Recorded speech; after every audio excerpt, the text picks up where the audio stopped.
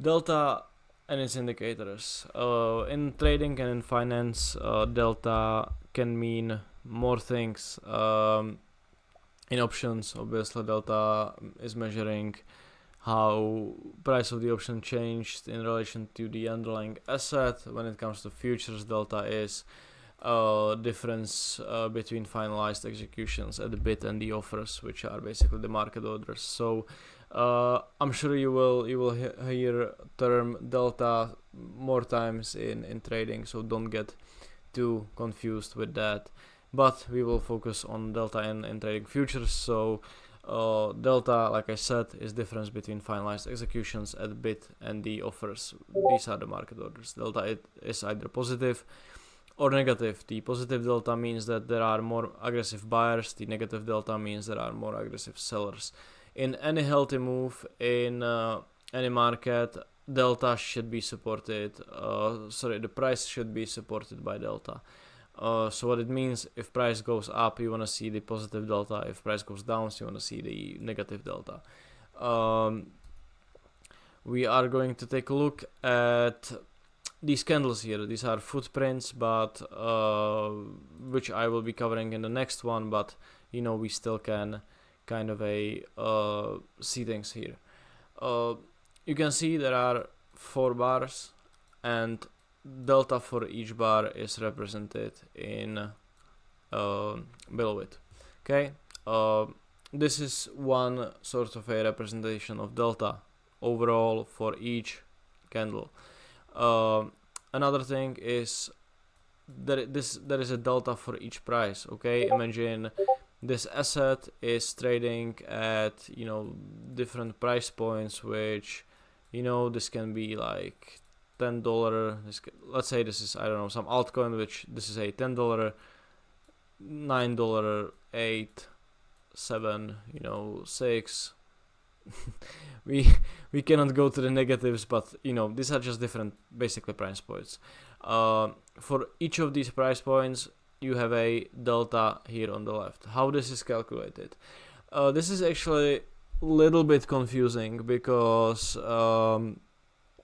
when you have a depth of market, you have buyers are on the left and sellers are on the right. Okay, if you remember this from a section about the DOM.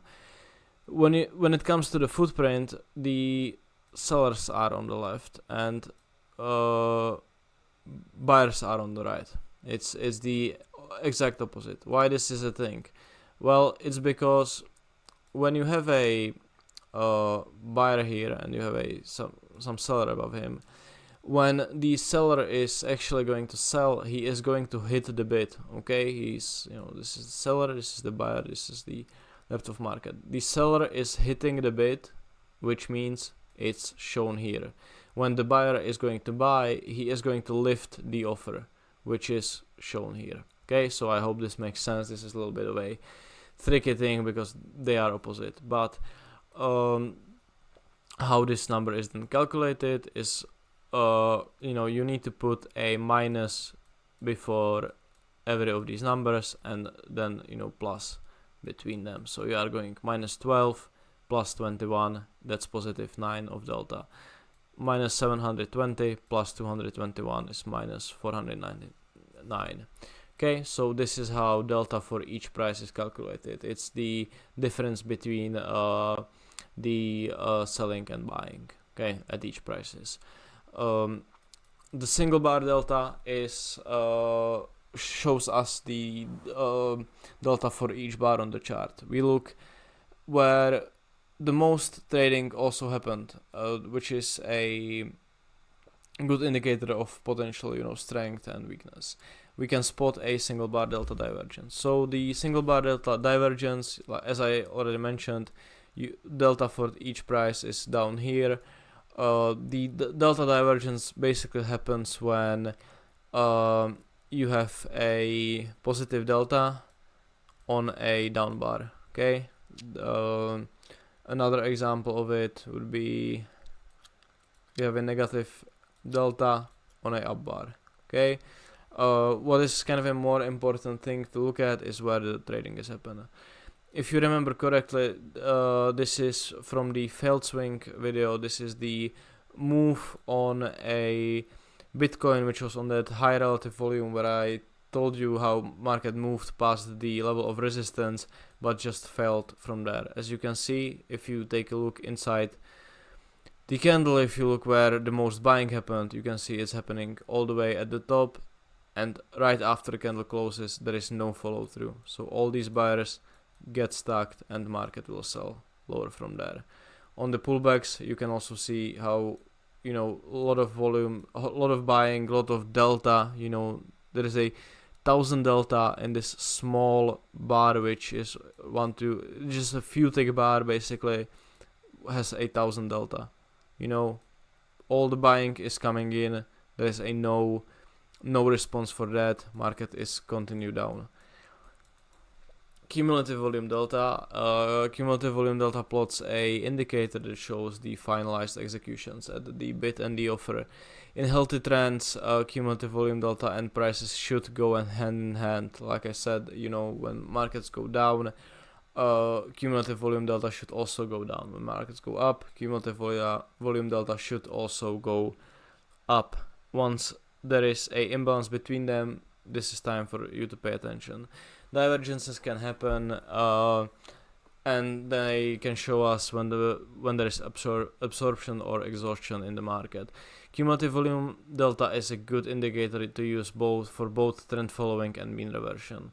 What I'm going to say here as well is that this is an indicator for day trading. Okay, if you are because basically you are taking advantage of something that is immediately happen within couple of minutes, you know, the same trading session and so on. If you will plot this over more, you know, over a couple of days, it can get confusing. Sometimes it can be useful on, you know, when, for example, if you plot, if there is any sort of a obvious resistance, for example, where your price, you know, did something like this on, let's say this is a Monday, there is a Tuesday, there is a Wednesday, market did nothing on Wednesday, and then you will make a double top, but your cumulative volume delta will look something like this. You know, you will see that this kind of a divergence, that a lot of buying is coming in at the same price point. That can be actually useful, and you might think how useful this is, but what if let me draw this again.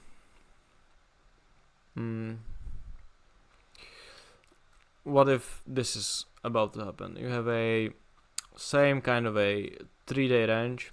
Okay, market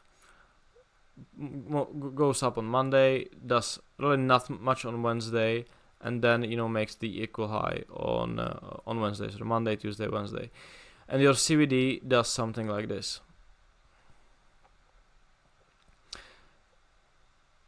Even, you know, and exceed these. There is a peak here and there is a peak here. A lot of people will come to tell you that there is this obvious absorption here, you know, of the buyers. You know, market hit the resistance, but, you know, the cumulative delta is much higher.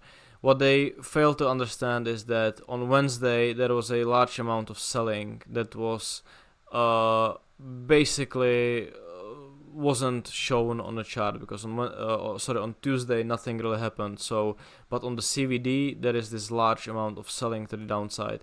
So people who were selling the whole day on Tuesday are just covering their short positions. So this is actually bullish. So even though market makes this kind of a return to prior resistance and delta is much higher, a lot of people will be missing this kind of a middle point that happened on Tuesday. So this is why in span of more days this is not the best idea to do, but for intraday this is obviously great tool. So we have a couple of examples of cumulative volume delta. This is a intraday chart. I think these are once again some bonds, but it's the same in every market. Market is going down. In here, market is going down. The cumulative volume delta is at this low right here, is making a higher low. This is the signal of exhaustion. The aggressive sellers that were, pushing this market down are not willing to sell anymore, basically. Sorry, it's here, obviously. On the new low, the aggressive sellers are not willing to, put the same amount of aggression anymore. Market will reverse that because market simply runs out of the sellers. Kind of the same situation here. Market makes a higher high, delta is making a lower high. The aggressive buyers are not willing to buy anymore, okay? And since you need kind of a both market orders and limit orders to sustain any sort of a healthy trend, market will just pull back and sell from there. These are the better ones. The exhaustion can be kind of a tricky to trade sometimes because you will be lacking that any sort of a confirmation or confluence on the footprint charts. But when it comes to absorption, these are really a cleaner ones. Markets are making a lower high here. Okay, so trend is already kind of turning, but you will make this higher high in cumulative volume delta. This means that in this move to the upside, the aggressive buyers are really stepping in. You will see that on your footprint where there will be huge buy orders executed in these candles, but market is not responding. There is a limit pressure inside here which will then drive the markets down. And after something like this happens, you are getting into the trades on a once again simple price action. You will have any sort of a cluster created here that essentially broke the structure, and you are just kind of playing this absorption that happened. Okay,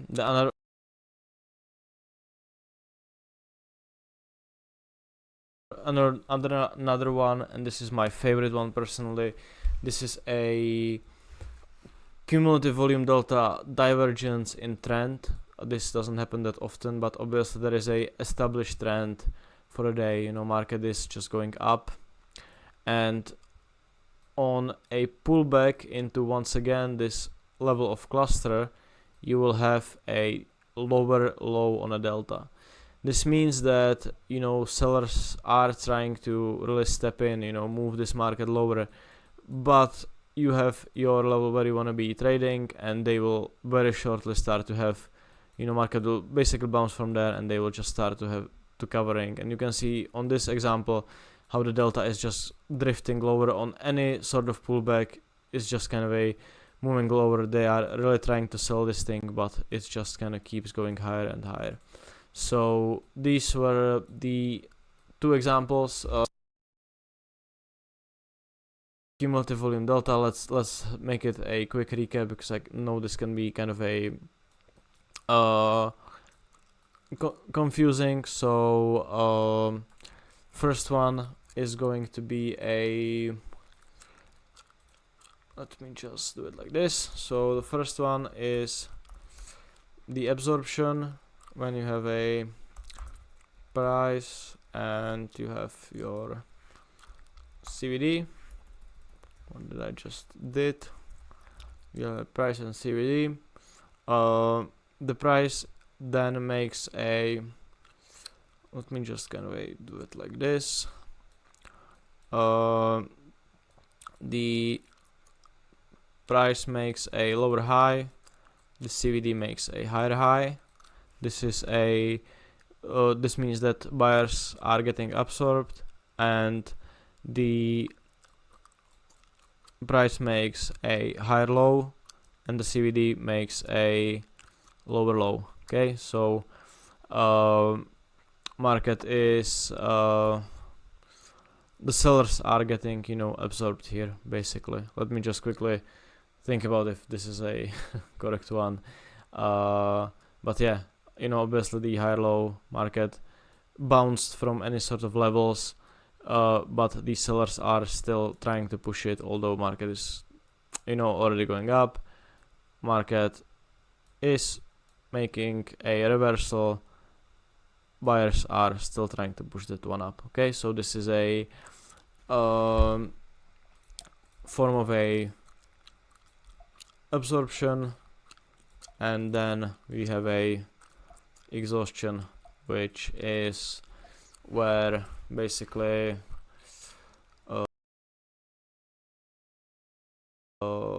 should I type it? Yeah, let me just type that real quick. This thing is not okay. Hope you can see that. It's much smaller than the rest of these things. But yeah, the price makes a higher high. The CVD is making a lower high. Okay, market makes a new high, but there are no buyers. Buyers are losing basically the interest. Markets make a lower low. The CVD makes a higher low. Okay, there are no sellers interested in pushing this thing lower, and since you need both sides to kind of go hand in hand to sustain any healthy trends, these things will not every time reverse, but it's a good spot to pay an attention. And like I said, in the pullbacks, these are extremely the best, because if you think about that, when there is a established trend, because obviously when you are playing a mean reversion, it's there is some underlying move already happening. But if you are in established trend, and especially if these trends are sort of kind of a aggressive ones, people will decide that are on the wrong side really quickly, and they will just start puking their positions, and that will that can really drive markets much higher.